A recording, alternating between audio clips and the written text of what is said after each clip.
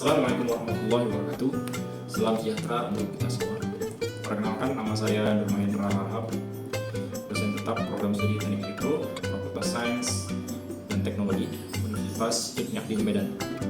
Saya mengampu beberapa mata kuliah, di antaranya pertama, Matematika Teknik 1, 2, Matematika Teknik 2, 3, Pengaturan dan Penggunaan Motor Listrik, dan masih terdapat beberapa mata kuliah lainnya. Pada kesempatan kali ini, saya akan menyajikan sebuah video pengajaran di mana video ini merupakan pernyataan diri dosen dalam unjuk kerja Tridharma Perguruan Tinggi atau biasa kita kenal dengan PDD UKT PT. Video ini adalah salah satu syarat untuk mengikuti sertifikasi dosen. Adapun mata kuliah yang saya bawakan adalah pengaturan dan penggunaan motor listrik. Mata kuliah ini bersifat wajib dengan bobot 3 SKS, dan mata kuliah ini berlangsung pada semester genap dengan mahasiswa semester 6. Adapun metode untuk acuan pembelajaran dalam perkuliahan ini adalah pertama, delivery, di mana saya menyampaikan materi terkait dengan mata kuliah pengaturan dan penggunaan motor listrik. Kedua, interaction, di mana adanya interaksi antara mahasiswa dengan mahasiswa, mahasiswa dengan dosen, ataupun dosen dengan mahasiswa. Berikutnya, assessment, di mana saya akan melakukan penilaian kepada mahasiswa dengan komponen penilaian seperti kehadiran, tugas, kuis, dengan bobot nilai 10%, UTS 30%, dan UAS 40%. Adapun deskripsi dari mata kuliah pengaturan dan penggunaan motor listrik adalah mata kuliah ini memberikan pemahaman komprehensif mengenai prinsip kerja, karakteristik, dan aplikasi motor listrik, arus arah, dan arus bolak-balik. Fokus utama diletakkan pada metode perancangan, analisis, dan simulasi sistem kontrol motor berbasis perangkat lunak. Mahasiswa akan mempelajari teknik kontrol melalui dari rangkaian konvensional, sistem otomasi industri menggunakan PLC, Programmable Logic Control, hingga sistem kendali presisi berbasis microcontroller. Pembelajaran menekankan pada kemampuan merancang dan memvalidasi solusi kontrol motor untuk berbagai aplikasi melalui studi kasus dan simulasi. Untuk capaian pembelajaran, terdapat 6 capaian pembelajaran mata kuliah pada mata kuliah pengaturan dan penggunaan motor listrik.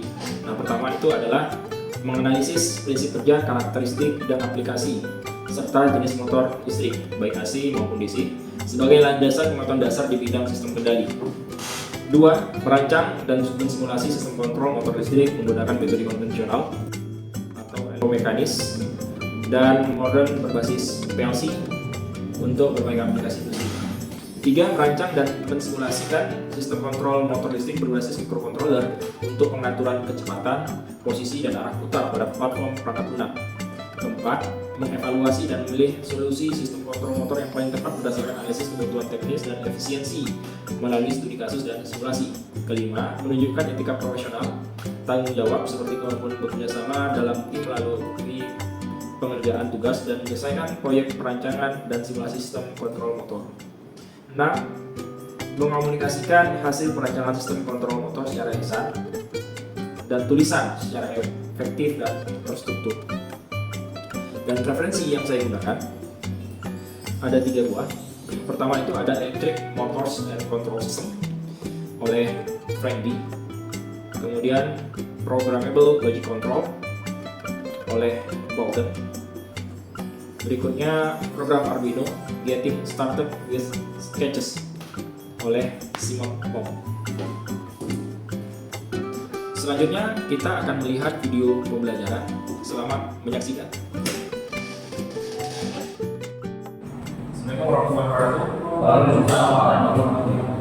Ya, ini kita masuk ke pertemuan kita yang ke-11 untuk mata kuliah pengaturan dan penggunaan motor listrik.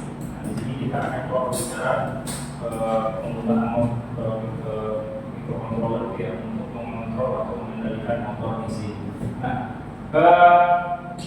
sebelumnya ya, sebelum memulai perkuliahan, lebih bagus itu kita mulai dengan doa. Karena kita ada orang ya. Oke, siapa bisa memimpin doa? Kalau ada kita coba langsung sendiri aja ya. Bisa sendiri. Ya sebelum memulai kuliahan mari kita berdoa menurut kepercayaan dan keyakinan kita masing-masing.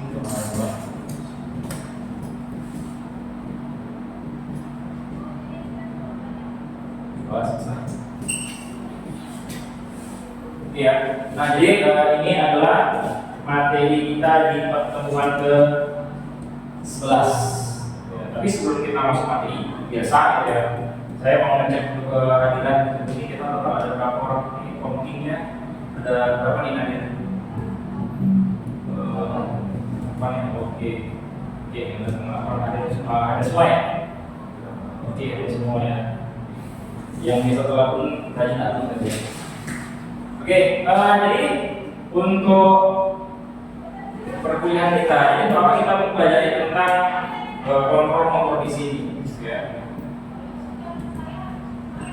Nah, jadi kalau di pembelajaran kita kali ini, gitu ya, ini tujuannya itu mahasiswa kalian mampu mensimulasikan kontrol kecepatan antara motor DC menggunakan microcontroller di platform internet. Jadi kita akan coba nanti menggunakan internet. Saya kasih contohnya di internet. Nah, sebelumnya minggu lalu kita sudah mempelajari tentang PWN. Sebelumnya PWN itu apa ya? Ada yang bisa jawab? PWN. Ayo kita bisa jawab materi minggu lalu tentang PWN. Ya, Allah. PWN itu semua adalah teknik pengaturan yang membuat pengusaha dari sinar gelombang persegi dengan frekuensi dan amplitude tetap untuk menghasilkan nilai tegangan berapa yang berbeda. Ya, jadi biasanya gitu ya, misal gini ya, kalau kita bicara tentang PWN, misal kita tegangan volt gitu ya, tadi ada tegangan nilai tegangan yang ini, misalnya kanan kiri dia di 5 volt. Nah, tegangannya ini bisa kita atur pada frekuensi dan periode yang sama. Jadi misalnya pada periode sekian ini bisa diperkecil. Nah, dia seperti ada seperti itu. Menurut saya juga masih. Nah, jadi dia bisa memperbesar kecil skalanya. Tapi pada saat on-nya, Oke, itu tentang sedikit mengulas tentang yang saya minggu lalu.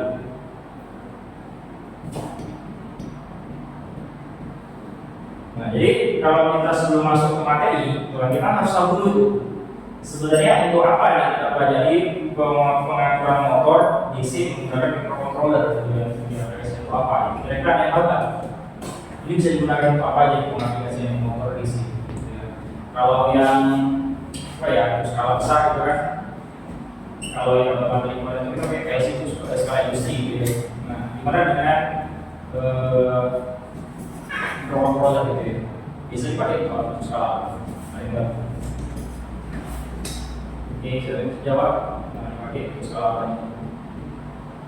Nah, jadi kalau menggunakan PLC biasanya itu digunakan untuk skala industri, sementara kalau yang untuk microcontroller itu biasanya skala sederhana. Jadi kalau ada yang bisa robot, biasanya menggunakan sistem dari motor di sini bisa menggunakan bisa menggunakan microcontroller. Nah, pertanyaannya ya, selanjutnya itu apakah motor listrik ya bisa langsung dikendalikan oleh microcontroller? Apakah motor listrik itu bisa langsung dikendalikan dengan microcontroller? Jadi kalau misalnya ada motor, ini anggapnya ada motor, misalnya ada motor, ini bisa nggak kita kendalikan dengan microcontroller langsung dikendalikan, langsung menggunakan bisa nggak? Ada yang tahu bisa nggak ya? Dari ini langsung mengendalikan motor. Bisa. Oke. Kalau kalian yakin, saya yakin. Nanti bakal jawabnya yakin, mungkin saya pura-pura dulu. Oke, kira-kira bisa nggak? Langsung itu microcontroller itu mengendalikan motor listrik. Iya, enggak. Ya, kenapa? Karena dayanya kurang. Iya, itu microcontroller terlalu kecil. Ya, makanya kita kayak dulu misalnya apa namanya? Itu terlalu kecil. Berarti kalau itu kan microcontroller itu motornya terlalu kecil. Nah, jadi kalau untuk bisa angkat bebannya ini kita butuh apa namanya alat bantu. Alat bantunya itu disebut dengan motor driver. Jadi motor driver ini bisa digunakan untuk mengendalikan motor DC, ya. Jadi daya karena nanti ada di motor driver ini ada daya eksternal, jadi dia tidak dayanya nggak apa dalam sebenarnya ini, ya. Powernya dalam sebenarnya itu nanti kita pakai baterai tambahan. Nah, itu yang bisa digunakan untuk memutar motornya.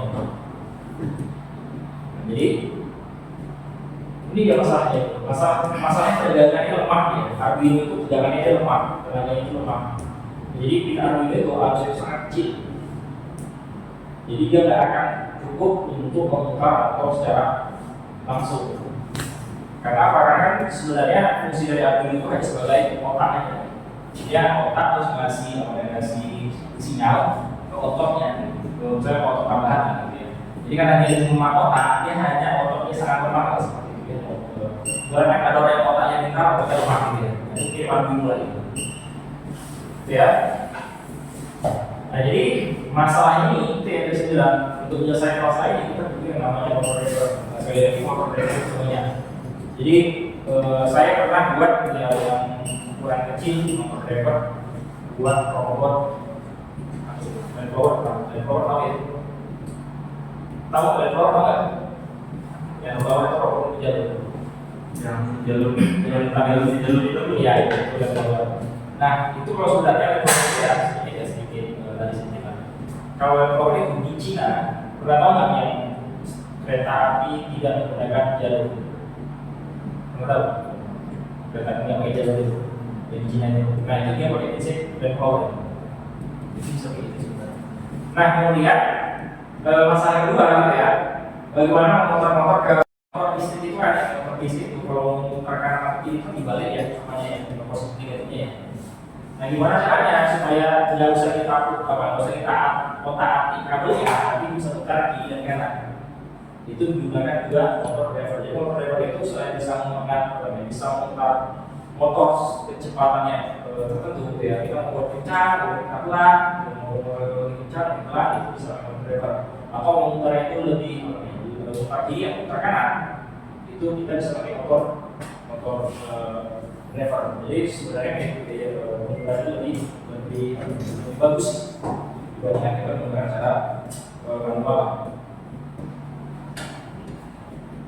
Nah, ini tadi sudah dibahas ini ya tentang PWM.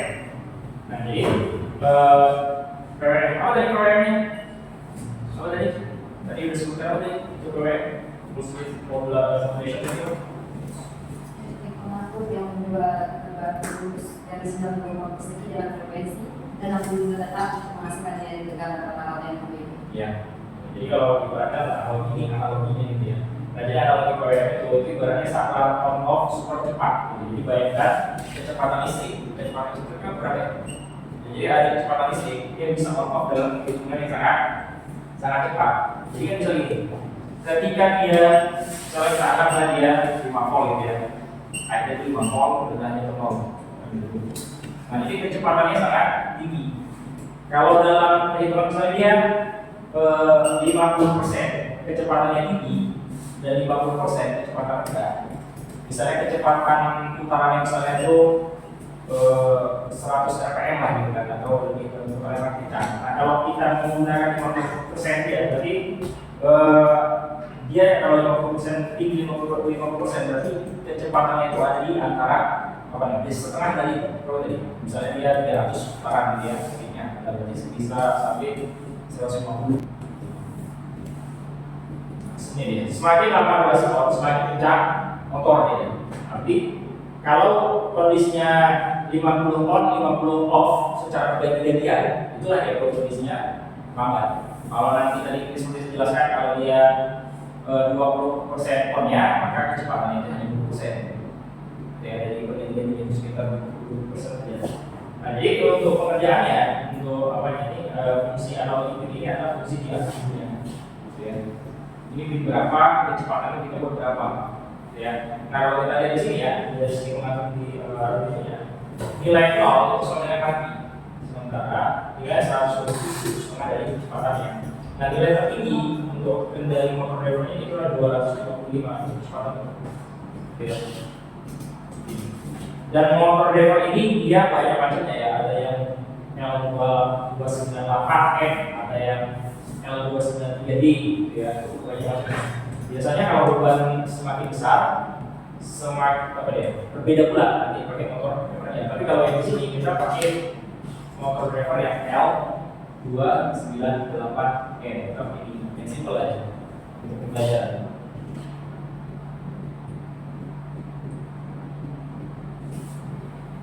Nah ini untuk kendali arahnya, kendali arah dan kekuatannya. Ini agak salah sih saya, ini bukan yang L293 ya. Saya pakai yang L298M. Ya. Nah, jadi di sini sebagai jembatan arus dan kembali arah mengambil daya dari sumber eksternal. Nah, jadi itu kalau kita pakai Arduino terlalu kecil karena kita butuh sumber daya eksternalnya. Nah baru logika muteran ya. Kalau nanti kan sebenarnya itu ada beberapa pin di sini. Kalau nanti satu pin yang kondisinya kita beri sinyal high, yang satunya low, dia akan maju. Kalau nanti yang ini low, ini high, itu low. Kalau low berarti ngerit ya. Bisa kita lihat ini bentuk dari tampilan fisiknya lah ya, tampilan fisik dari motor driver L298. Nah jadi kalau kita lihat ini jadi sebenarnya motor driver L298 ini port 1, port 3, port 4 itu digunakan untuk dihubungkan ke motor. Jadi ini bisa dihubungkan dia ke motor listriknya. Nah yang ini juga ke motor. Biasanya gunakan apa? Ada dua motor, ada dua motor DC. Iya. Ini bisa dipakai untuk robot tipe mobil ya. Jadi kalau kita bicara robot ada yang kayaknya robot itu bentuknya manusia ya, tapi ada yang bentuk mobil, ada yang robot, ada robot bentuk hewan, ada mobil, dan ya. Nah, baru kemudian di sini ada, nah ini adalah sumber tegangan eksternalnya. Dan di sini ada yang berhubung G12 volt, ini ada yang GEG, ada yang 5 volt. Baru ini ada enable. Nah enable ini fungsinya apa? Ini mengatur kecepatannya di sini. Enable ini mengatur kecepatannya. Dan enable, jadi enable A itu untuk kecepatan motor di output 1 dan 2. Enable B itu untuk kecepatan motor di output 4 dengan 3, gitu ya. Nah gimana dengan input 1 sampai dengan input 4? Nah tadi kan di materi sebelumnya dia kan bilang high low gitu ya, high low atau high itu ada dua ini. Nah kalau kita lihat di sini, ini ada pin 1, ini pin 1, ini pin 2, ini pin 1, ini pin 2, ini pin 3, ini pin 4, gitu ya. Nah yang dimaksud pin low itu nih, misalnya Arduino ini kita hubungkan dengan Arduino lah misalnya. Ini bisa kita anggap ini Arduino. Kita anggap ini adalah sebuah Arduino gitu ya. Nah ini kita hubungkan misalnya dia pin berapa? Misalnya ini ada pin 10, 9, 8, 7 gitu ya. Misalnya saya hubungkan ke pin yang ini, saya hubungkan ke 9. Pin yang pin 2 saya hubungkan ke 8, yang kaki 3 saya hubungkan ke 9, baru pin keempat saya hubungkan ke 10. Nah ini dia hubungannya 10. Nah jadi kalau tadi berapa? Misalnya tadi tegangannya low dengan high dengan low, gitu ya. In 1 high, in 2 low. Nah berarti ini apa? Berarti di sini Arduino itu berisikan sinyal kemudian tinggi ke pin yang ini, sementara rendahnya ke pin 2-nya. Nah inilah dua pin ini. Jadi kalau pin 1 dengan pin 2 ini ukuran arusnya ini. Jadi kalau nanti pin 1 itu posisinya high, pin 2 itu low, dia maju ke depan. Itu juga pakai membuat mundur supaya arahnya berbalik gitu ya. Supaya berbalik berarti caranya apa? Pin 1 kita kasih low, pin 2 kita kasih high. Jadi gitu ya. Ingat ya, kalau low itu di Arduino biasanya itu dia itu adalah 5, biasanya 5 volt. Kalau high, salah. Kalau dia high ya. Nah kalau dia low itu biasanya berapa? 0 Kalau yang 3 mobil kan kita gunakan di sini 3 mobil ini pakai maskapai. Kalau dalam mobil ini kan dipakai 3 mobil itu dan juga nanti akan dipakai bisa untuk IoT atau IoT internet of things. Bisa. Masih ada yang bertanya?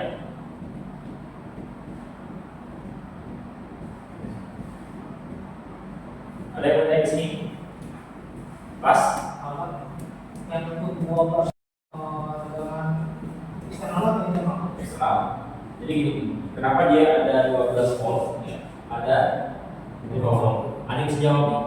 Di antaranya ada yang bisa jawab nggak? Kenapa dia ada 12 volt? Ada yang 5 Itu volt? untuk bukan yang untuk power sampai masuk ke driver tersebut. Iya. Pertanyaannya kenapa ada 12 dan 5 volt? Jadi pakai yang mana? Tergantung struktur motor ya. Berapa volt? Jadi gini ya, kan kalau power supply kita baterai itu kan kadang dia ada yang 12 volt, kan? Ada yang 5 volt. Jadi sebenarnya di sini ini ada isi regulator, ada isi regulator di sini. Kamu bisa isi regulator apa? Dan jadi gini, dia itu bahasanya standar harga. Jadi misalnya maksudnya di 12, nanti dia isi regulator itu bisa di starter jadi 5 volt. Jadi sebenarnya saya pakai di sini 5 volt. Nanti kalian punya baterai ekstra itu apa? Ini 5 volt itu maka kalau 5 volt itu masuk lagi banyak. Tapi kalau kalian punya 12 volt itu masuknya ke sini powernya, paham ya? Nanti dari sini, nah nanti tinggal di setting sama ini keluarannya jadi 5 volt, paham ya? Ada yang bertanya? Ya. Nah,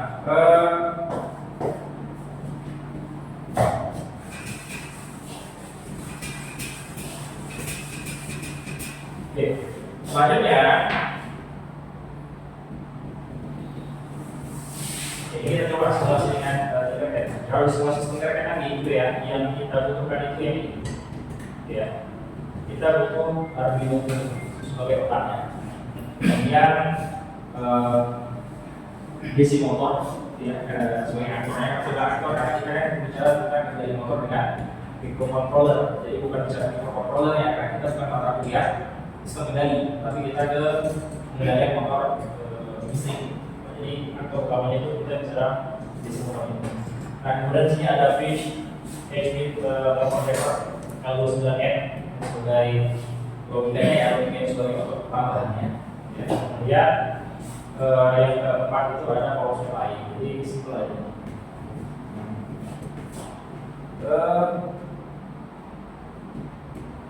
Nah jadi kan kalau kita bicara apa namanya hubungan antara microcontroller dengan motor, berarti ada pin yang akan digunakan. Nah di sini yang digunakan itu adalah pin 9, pin 8, pin 7. Pin 9, pin 8, pin 7 itu pin yang digunakan ya. Jadi pin 9 ini untuk simulasi kita ini kita akan mengendalikan satu buah motor DC. Mengendalikan satu buah motor DC. Jadi nanti untuk mengendalikan motor DC-nya dia pakai pin 9. Sementara untuk arah kiri kanannya nanti kita pakai yang 8 dan 7. Ya. Sumber daya eksternalnya di motor di driver dia.